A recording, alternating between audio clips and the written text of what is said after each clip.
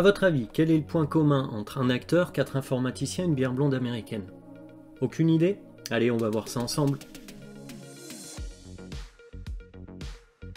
Un des plus grands mythes concerne la façon dont une invention voit le jour. Vous savez, ce moment magique, le waouh qui conduira à un succès inévitable? Dans la réalité, l'invention est souvent laborieuse. Elle est le fruit d'une idée s'appuyant sur une autre, qui elle-même s'appuie sur une autre, et ainsi de suite.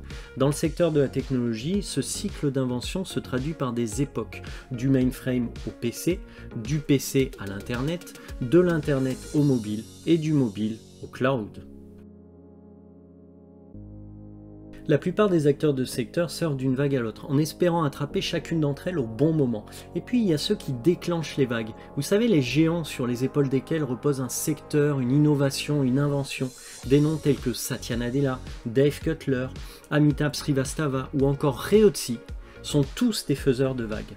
Tout commence en 2006 par un projet secret, la mystérieuse invention d'un système d'exploitation. Vous vous rappelez de Rheotsi? À cette époque, il n'est pas très connu dans le monde de l'IT, mais il est tout de même le remplaçant de Bill Gates en tant que directeur technique chez Microsoft.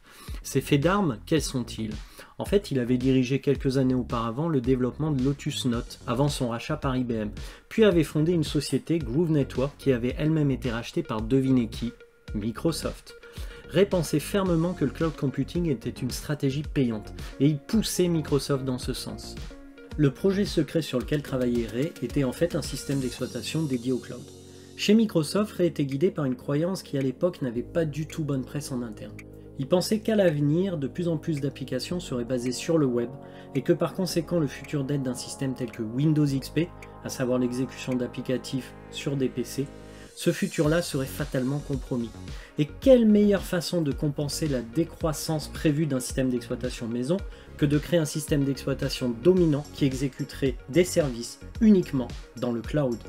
Il faut bien comprendre qu'en 2008, le développement du système d'exploitation dédié au cloud n'est pas une mince affaire pour Microsoft. C'est pas un petit effort, mais plutôt un effort vital qui vise à rattraper un concurrent très sérieux nommé Amazon.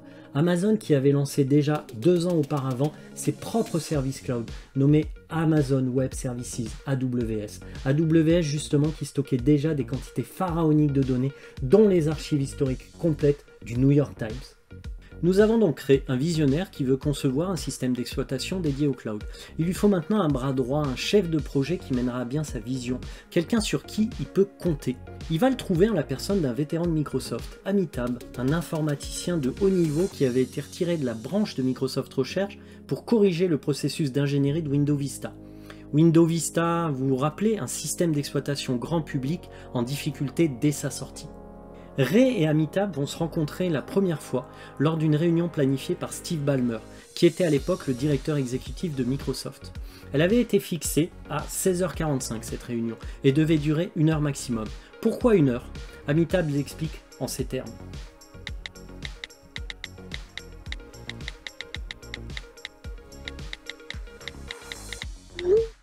Quand Ray arriva à cette fameuse réunion, les deux hommes bavardèrent comme si c'était des vieux copains qui s'étaient pas revus depuis des années. Et peu après 20h, Amitabh réalisa qu'il avait effectivement manqué le repas du soir, ce qui ne lui était jamais arrivé.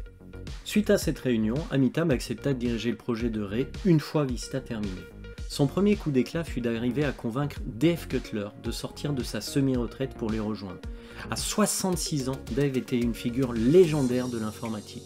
Il était le père de Windows NT.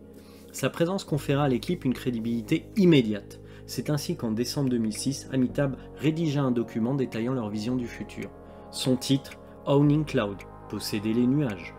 Sous la direction de Ray, Amitabh se sentit totalement libre de créer un système d'exploitation dédié au cloud en utilisant des méthodes peu orthodoxes. Il installa par exemple son propre data center composé de 1000 serveurs au beau milieu du campus de Microsoft à Seattle, et ceci afin de tester les premières versions de son OS.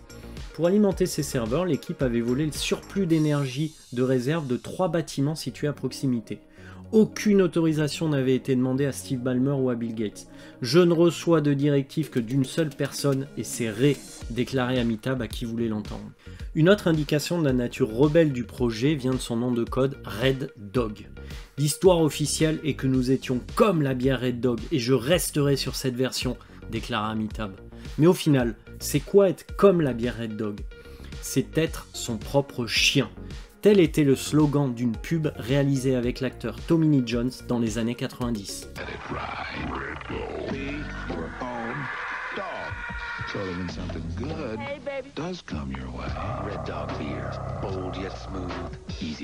Ça, c'est la raison officielle de ce nom de code. Mais quand on posa la même question à Dave, il donna une version un peu plus proche de la réalité.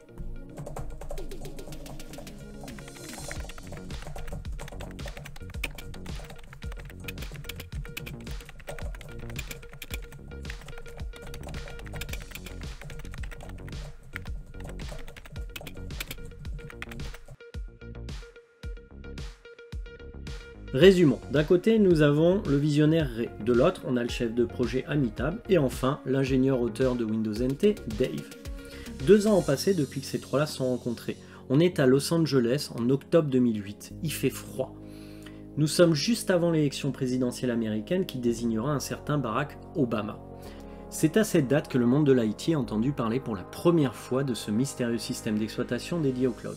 Plus précisément lors de la PDC, la Professional Developer Conference, un événement incontournable dédié aux développeurs. Et justement, un certain Ray Ozzi anima une session à la PDC, dans laquelle il dévoila un service baptisé Windows Azure, nom de code Red Dog. Rappelez-vous, Red Dog, soyez votre propre chien. C'est en hommage à ce que représentait ce nom de code que tous les membres de l'équipe Azure présents à la PDC portèrent les mêmes baskets rouges brillantes. Au moment où je vous parle, Azure est un ensemble de services accessibles depuis un navigateur. Mais il y a une dizaine d'années, c'était avant tout un système d'exploitation capable de déployer et gérer une infrastructure maintenue par Microsoft, sur lequel Dave avait travaillé d'ailleurs. Dave, justement, sous l'impulsion de Satya Nadella, a façonné des époques entières de l'IT et a permis à des informaticiens de vivre de leur passion. Et en 2008, lors d'une interview, il expliqua le rôle du système d'exploitation Red Dog d'Azure.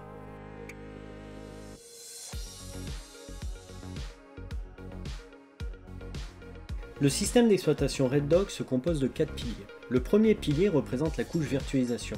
Fondamentalement, Azure est un ensemble de serveurs physiques répartis tout autour du globe dans des data centers et qui exécutent un matériel virtualisé pour le compte de clients.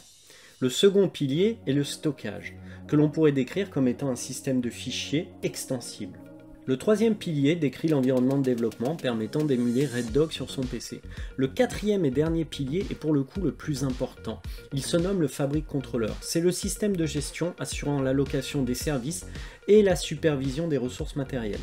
Parmi ces 4 piliers, le Fabric Controller était donc l'ingrédient secret, selon Dave.